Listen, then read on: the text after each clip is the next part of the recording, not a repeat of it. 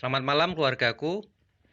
Berjumpa kembali dalam Persekutuan Doa Rabu di edisi 26 Agustus 2020. Kita masih bersekutu di rumah masing-masing, namun hati kita disatukan oleh karena kasih Kristus. Mari kita akan bersukacita bersama. Kita akan naikkan satu lagu Bangkit Serukan Nama Yesus.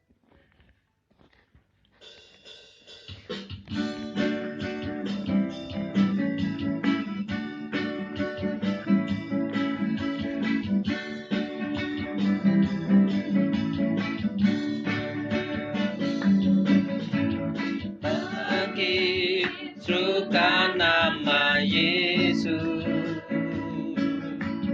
maju nyatakan kuasanya, kita buang iblis gemetar, kalahkan tipu dayanya, dengan kuasa namanya. Bangkit serukan nama Yesus, bangkit serukan nama Yesus, maju nyatakan kuasanya, kita buang iblis gemetar, kalahkan tipu dayanya, dengan kuasa namanya. Nama Yesus menara yang kuat, nama Yesus kota benteng yang teguh, nama Yesus kalahkan semua musuh, nama Yesus. Mari dengan penuh sukacita kita naikkan lagu ini. Bangkit serukan nama Yesus, bangkit serukan nama Yesus, maju nyatakan kuasanya, kita buang iblis gemetar, kalahkan tipu dayanya, dengan kuasa namanya. Nama Yesus menara yang kuat, nama Yesus kota benteng yang teguh, nama Yesus kalahkan semua musuh, nama Yesus di atas, nama Yesus menara yang kuat, nama Yesus menara yang kuat, nama Yesus kota benteng yang teguh, nama Yesus kalahkan semua musuh, nama Yesus di atas, nama Yesus di atas segalanya. Nama Yesus di atas, nama Yesus di atas segalanya. Nama Yesus di atas segalanya.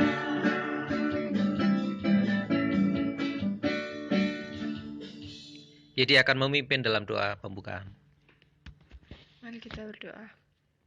Terima kasih Tuhan atas berkat-Mu pada kami semua pada sore hari ini.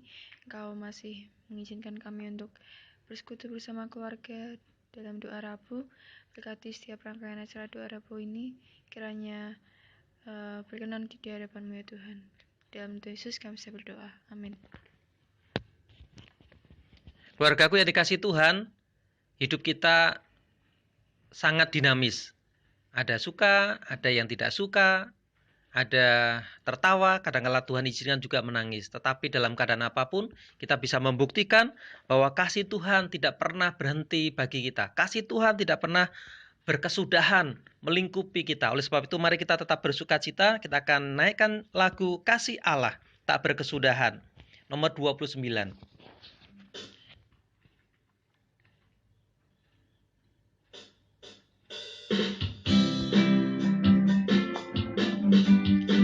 Mari dengan penuh sukacita kita nyanyikan lagu ini.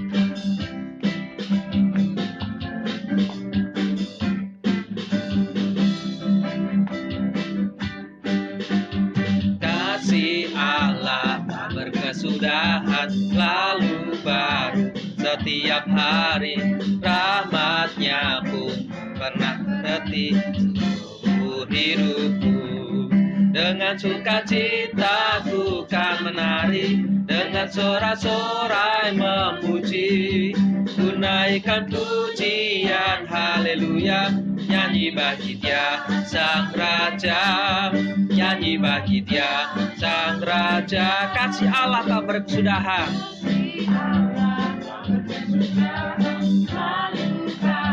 setiap hari, rahmat-Nya pun tak pernah berhenti seumur hidupku.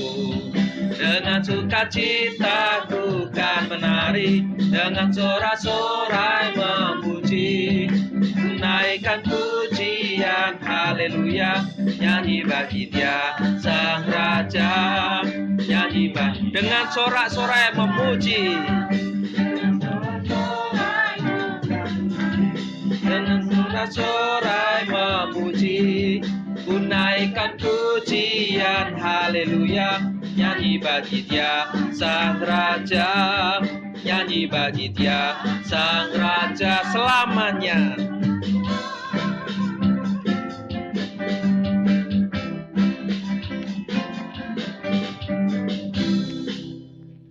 Kita akan menyiapkan hati kita dan pikiran kita untuk belajar firman Tuhan, mendengarkan firman Tuhan sebelum nanti kita bersama-sama menaikkan pokok-pokok doa kita.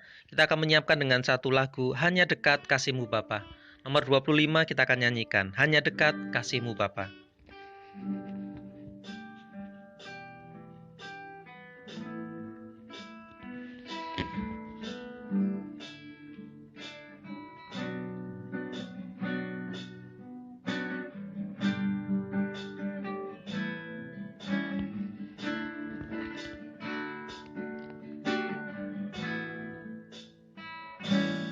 Dekat kasih-Mu Bapa, jiwaku pun tenang. Engkau menerimaku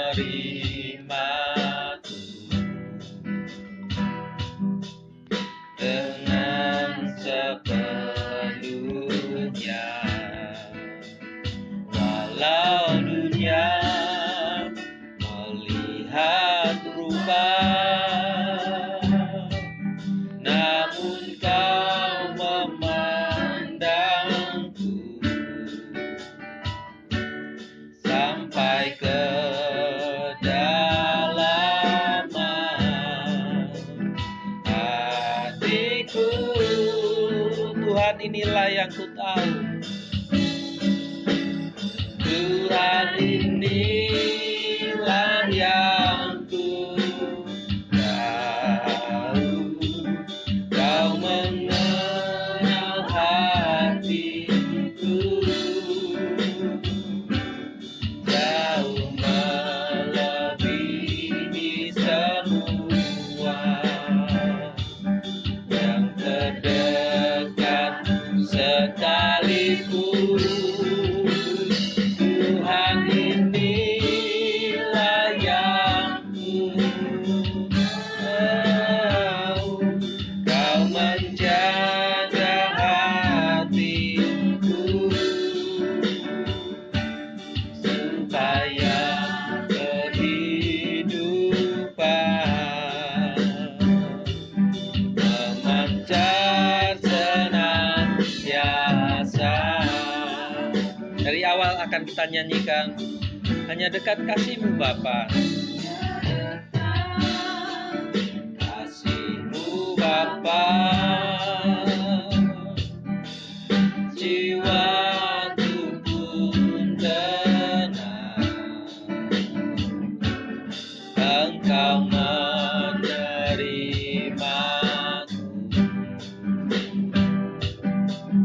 dengan sepenuhnya.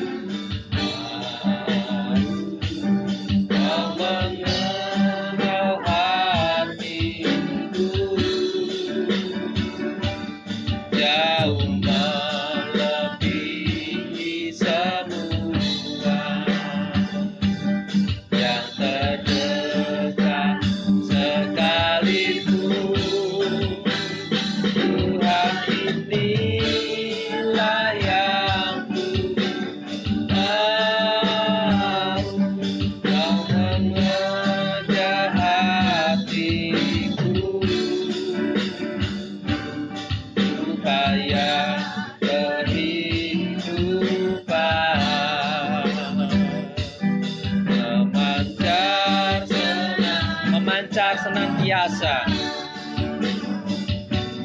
Memancar senantiasa.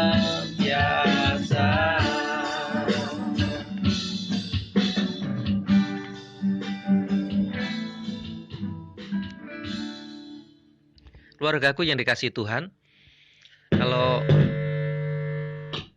ada orang yang mengungkapkan kebaikan orang lain, atau kita mengungkapkan kebaikan orang lain, kemudian setelah kebaikan itu disampaikan, dilanjutkan dengan kata tetapi, kata tapi, atau dalam bahasa Jawa kata nanging, atau disingkat dengan ning. Nah, biasanya setelah itu akan menceritakan atau menyebutkan sesuatu yang berlawanan dengan kebaikan yang disampaikan di awal. Misalnya Mas Adi bilang cerita, oh Pak Yohanes itu baik hati, Neng. Nah, itu biasanya akan dilanjutkan dengan sesuatu yang berlawanan atau sesuatu yang negatif dari saya. Oh Pak Yohanes itu murah hati, tapi pemarah, misalnya seperti itu ya. Nah, jelas sekali. Salah satu fungsi kata tapi biasanya untuk menunjukkan sebuah perbedaan atau perlawanan atau kontradiksi dengan apa yang disebutkan sebelumnya. Mari kita akan melihat di dalam Kisah Para Rasul pasal yang ke-5.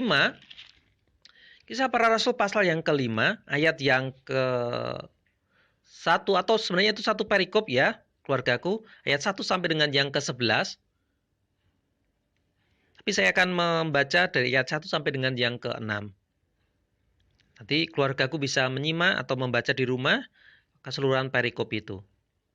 Nah, keluargaku yang dikasihi Tuhan, ketika kita membaca Kisah Para Rasul pasal yang ke-5, mulai ayat yang pertama, sebenarnya dalam terjemahan bahasa Indonesia kurang menggigit untuk perpindahan atau kelanjutan dari pasal yang keempat. Kalau dalam bahasa Indonesia, kalau kita membaca pasal yang ke-5 ayat yang pertama, sepertinya tidak ada kaitannya kalau kita melihat dalam versi bahasa Indonesia. Padahal ini adalah kelanjutan dari pasal yang keempat. Atau ayat ini sebenarnya tidak ada artinya kalau kita menutup pasal yang keempat ayat 32 sampai yang ke-37.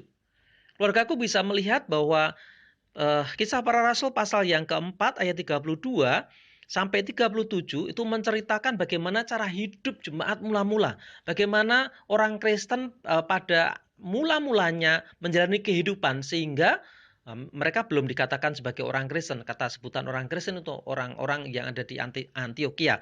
Tetapi orang-orang melihat bahwa orang-orang Yahudi ini mirip perilakunya atau mengikuti apa yang dilakukan oleh Yesus Kristus. Itulah yang disebut sebagai Kristen. Kristus, kehidupan yang seperti Kristus. Nah, cara hidup jemaat mula-mula sangat luar biasa. Kalau nanti keluargaku membaca di pasal yang keempat, ayat yang ke-32 sampai dengan yang ke-37.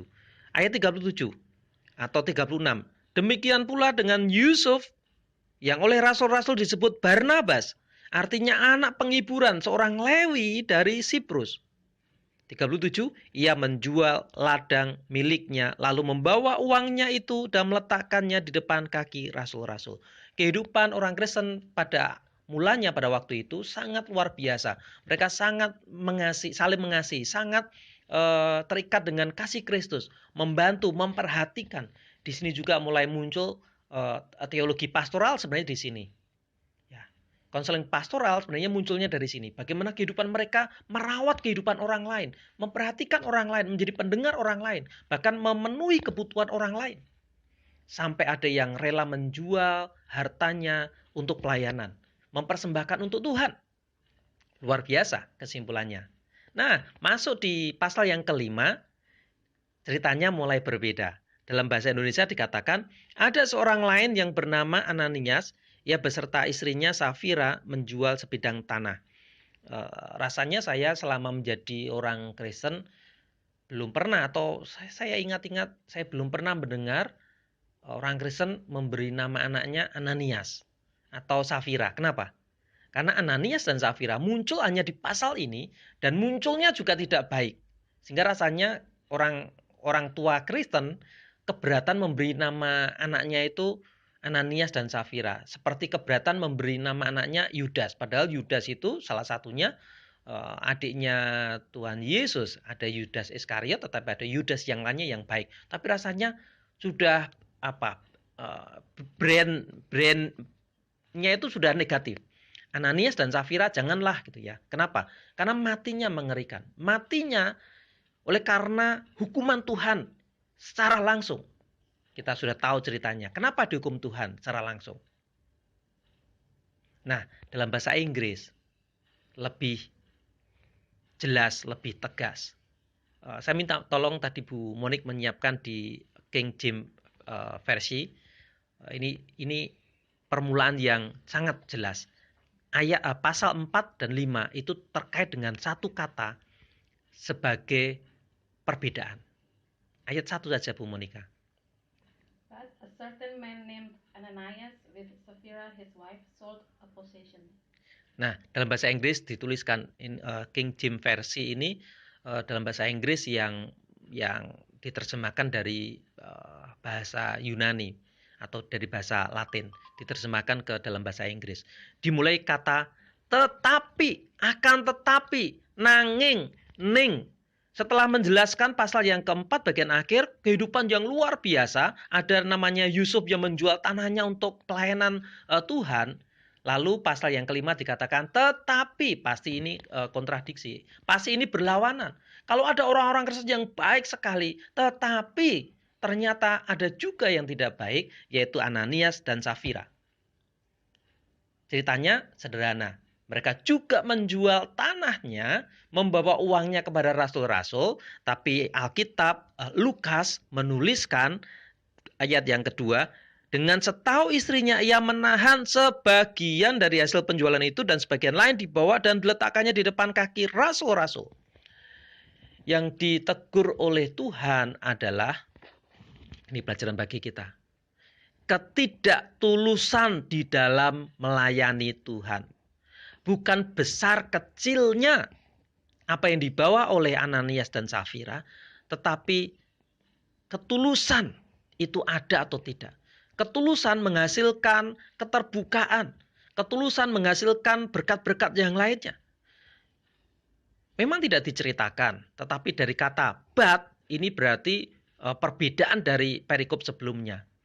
Kalau Yusuf Barnabas menjual dengan sukacita dan membawanya semuanya tanpa keberatan, itu menunjukkan bahwa dia percaya kepada Tuhan, bahwa Tuhan akan memenuhi kebutuhan Yusuf dan Barnabas. Ingat keluargaku, Tuhan Yesus pernah mengingatkan ada seorang muda yang kaya mau mengikut Yesus, bertanya, Rabi, apa yang harus aku lakukan? Jual hartamu dan ikutlah aku. Dan pemuda yang kaya itu tidak bisa melakukan apa yang diminta oleh Tuhan Yesus. Dan Yusuf Barnabas mampu melakukannya dan diikuti oleh orang Kristen yang lainnya yang kaya untuk memenuhi kebutuhan keluarga Kristen yang lainnya. Yusuf Barnabas membawanya dan melakukannya dengan ketulusan. Tetapi Safira dan Ananias, sekali lagi memang tidak dituliskan. Kita hanya belajar dari kontradiksi dari pasal yang berikutnya. Ananias dan Safira, orang Kristen yang ingin menonjol, ingin melakukan sesuatu supaya tidak kalah dengan yang lainnya. Ini bukan sebuah ketulusan keluargaku. Ketika Mas Yosef mampu melakukan sesuatu dalam pelayanan, saya pengen juga supaya apa? Oh, selama ini Mas Yosef mendapatkan tepuk tangan. Saya pengen juga mendapatkan tepuk tangan. Selama ini ada orang-orang Kristen yang berani menjual tanahnya dan mempersembahkan. Aku pengen juga. Nah, ini bukan sebuah ketulusan. Bukan dorongan yang tulus sebenarnya. Rasul pada waktu itu menegur, kalaupun kau menjual, itu pun masih milikmu Ananias dan Safira. Artinya, tidak masalah tidak memberikan. Kalaupun menjual tanah itu sebelum dijual maupun hasilnya setelah dijual, tetap miliknya Ananias dan Safira. Tetapi ketika mulai dibawa kepada Tuhan, berarti itu mau dikembalikan kepada Tuhan. Ini perhitungannya berbeda. Uang yang Tuhan berikan miliknya Ananias dan Safira. Tetapi ketika dibawa kepada Rasul Petrus, perhatikan di ayat-ayat yang berikutnya, tetapi Petrus berkata, Ananias, mengapa hatimu dikuasai iblis? Iblis membuat tipu daya bahwa dengan melakukan pelayanan, menjual tanah, memberikan persembahan, Ananias dan Safira akan disejajarkan dengan Yusuf Barnabas. dianggap sebagai orang Kristen yang baik. Padahal hatinya tidak tulus. Kenapa? Sekali lagi, tanpa memberikan hasil penjualan tanah, Ananias dan Safira, saya meyakini masih bisa hidup. Kenapa? Karena tidak melakukan dosa yang berikutnya. Tidak membohongi Tuhan melalui Rasul Petrus. Sehingga engkau mendustai Roh Kudus. Petrus bisa dibohongi, tetapi Roh Kudus, pribadi ketiga dari Tuhan, tidak bisa dibohongi. Selama ayat yang keempat, selama tanah itu tidak dijual, bukankah itu tetap kepunyaanmu? Dan setelah dijual, bukankah hasilnya itu tetap dalam kuasamu? Tapi ketika melepaskannya untuk pelayanan dengan motivasi yang tidak benar, ini sedang berperkara dengan Tuhan. Mari keluargaku, ini menjadi peringatan keras bagi saya dan kita sekalian untuk memurnikan motivasi kita di dalam melayani Tuhan. Kita bisa melakukan banyak hal untuk Tuhan, baik melalui gereja secara langsung ataupun tidak, di dalam gereja ataupun di luar gereja. Tapi ujilah motivasi kita. Pelayanan kita bukan untuk supaya kita mendapatkan tepuk tangan dari orang lain, pujian dari orang lain. Rasul Paulus mengawali suratnya kepada orang-orang Kristen di Roma. Rasul Paulus mengaku sebagai budak. Budak yang tidak layak menerima aplaus atau tepuk tangan atau pujian. Aku hanya seorang budak, budaknya Kristus. Kita pun demikian. Ketika kita memiliki motivasi yang benar dalam melayani Tuhan, maka kita dengan ringan, dengan senang hati, dengan bebas, kita bisa melakukan bahkan melakukan yang menurut orang lain berat. Sebagai contohnya tadi, Yesus Barnabas menjual tanahnya dan memberikan persembahan. Sepanjang hidup saya percaya kepada Yesus, saya menyaksikan ada banyak orang Kristen yang berani melayani, berani membayar harga yang menurut saya besar, tetapi namanya tersembunyi. Berbeda dengan Ananias dan Safira. Ketika saya melayani dulu di GBI Salatiga, saya selalu mengingatkan kepada jemaat, ketika kelak saya akan pergi atau pindah ataupun saya mati di Salatiga, jangan pernah ada batu bata di gereja baptis Salatiga yang bertuliskan nama saya. Saya mau mengajarkan kepada jemaat bahwa jangan pernah mengingat jasa saya. Saya budak yang hanya diperintahkan Tuhan untuk melayani. Saya tidak layak untuk mendapatkan tepuk tangan. Tuhan yang layak mendapatkan tepuk tangan. Ananias dan Safira mengalami kematian yang sangat tragis karena hendak mencuri kemuliaan Tuhan dengan membohongi, memanipulasi data. Kiranya ini menyemangati kita. Selama kesulitan-kesulitan Tuhan izinkan, tetapi dengan penuh semangat dan sukacita, kita melayani dan kita memberi diri, memberi apa saja yang bisa kita berikan, supaya nama Tuhan dipermuliakan. Dan jangan pernah berharap kita mendapatkan tepuk tangan dari dunia. Bukan itu tujuan pelayanan kita, tapi supaya Tuhan dipermuliakan melalui apa yang kita berikan dan kita lakukan. Tuhan memberkati. Keluarga yang dikasih Tuhan, nanti Mas Yosef akan mengakhiri dengan doa, membawa doa secara khusus bagi kondisi terkini bangsa dan negara. Ada beberapa wilayah yang akan melakukan pemilihan kepala daerah, pilkada. Kita akan berdoa supaya berjalan dengan baik, dan nanti beberapa pokok doa yang lainnya akan saya tuliskan. Yang jelas kita terus berseru kepada Tuhan untuk memulihkan bangsa kita, menyelesaikan masalah kesehatan pandemi yang terus berkepanjangan. Tapi kita tetap percaya dan optimis. Nanti pokok-pokok doa akan kita tuliskan di layar. Setelah selesai persekutuan, keluargaku bisa mengambil waktu sejenak untuk melanjutkan berdoa sebagai wujud komitmen kita untuk membawa kepada Tuhan keperluan yang lainnya atau syafaat.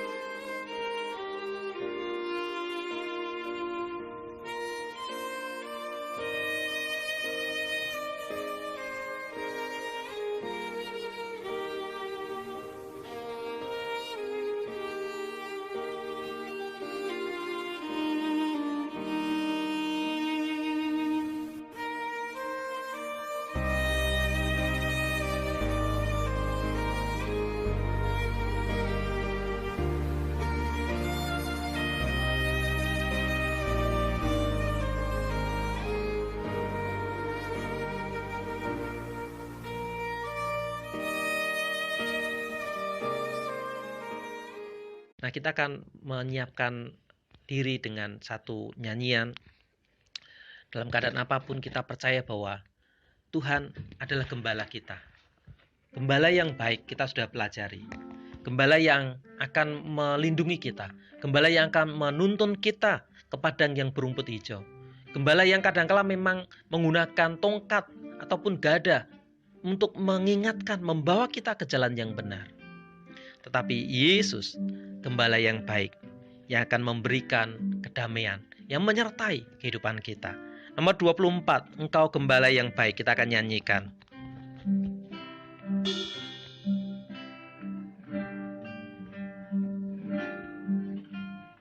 Engkau gembala yang baik, Kau menuntun hidupku, Kau bawaku ke air tenang, menyegarkan jiwaku. Sekalipun ku berjalan dalam lembah kekelaman,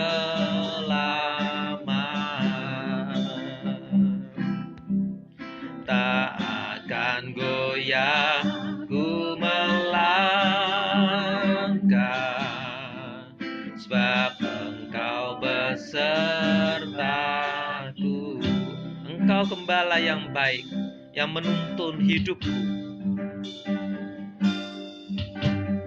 Engkau gembala yang baik, Kau menuntun hidupku, Kau bawaku ke air tenang, menyegarkan jiwaku. Sekalipun ku berjalan dalam lembah kekelaman,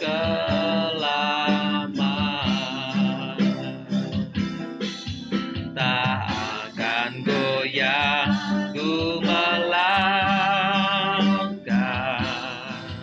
sebab Engkau besertaku. Sekalipun ku berjalan, sekalipun ku berjalan dalam lembah kekelaman, tak akan goyah ku melangkah,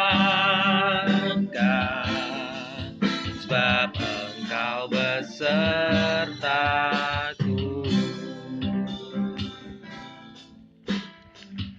Bapa di surga, kami bersyukur untuk hari ini ketika kami boleh bersama-sama bersekutu melalui jaringan seperti ini. Terlebih khusus kami boleh belajar firman-Mu, kami belajar untuk memiliki motivasi yang benar, untuk melayani Tuhan, untuk memiliki motivasi yang benar untuk kemuliaan nama Tuhan saja. Dan saat ini Tuhan, kami bersama-sama berdoa untuk bangsa kami yang sedang mengalami pandemi. Tuhan tolong, biarlah bangsa kami Tuhan pulihkan. Banyak orang yang terdampak ketika pandemi, Tuhan juga tolong supaya mereka boleh mengalami pertolongan Tuhan, dan sehingga mereka boleh melihat bahwa kasih Tuhan nyata melalui setiap campur tangan Tuhan, baik melalui kesehatan, tim medis, ataupun yang lainnya Tuhan. Dan saat ini kami juga berdoa ketika ada beberapa daerah yang sebentar lagi akan melakukan pilkada, Tuhan tolong memimpin supaya setiap rencana Tuhan nyata melalui setiap daerah-daerah, sehingga terpilih orang-orang yang memimpin setiap daerah dengan hikmat Tuhan, sehingga daerah itu boleh merasakan damai sejahtera Allah dan boleh merasakan kesejahteraan yang merata, sehingga rakyat boleh sejahtera di dalam setiap kehidupannya Tuhan. Kami juga berdoa untuk negara kami yang berulang tahun. Di minggu-minggu yang lalu kami sangat bersyukur ketika negara kami boleh terbebas dari penjajahan. Kami mengingat kembali bahwa perjuangan para pahlawan sungguh luar biasa Tuhan. Dan kami juga berdoa supaya setiap kami boleh terus berjuang secara khusus melawan pandemi ini yang merugikan banyak masyarakat, yang terus berdampak negatif bagi banyak masyarakat. Biarlah kami masyarakat boleh terus berjuang untuk melawan COVID-19 ini dengan mematuhi setiap pemerintahan, setiap protokol yang telah ditetapkan Tuhan. Kami juga berdoa untuk gereja kami. Kami bersyukur ketika Tuhan masih mengizinkan kami beribadah seperti ini, tapi kami rindu untuk beribadah secara langsung. Biarlah Tuhan memberikan hikmat bagi kami untuk kami boleh mempersiapkan ibadah secara langsung dengan baik, sehingga tidak menjadi batu sandungan, tapi kami boleh merasakan sukacita ketika kami boleh bersama-sama bertemu kembali secara langsung dan memuji memuliakan nama Tuhan di gereja kami Tuhan. Kami menyerahkan doa kami dan persekutuan kami ke dalam tangan kuasa-Mu, biar menjadi hormat dan kemuliaan nama Tuhan. Di dalam nama Tuhan Yesus, haleluya, amin.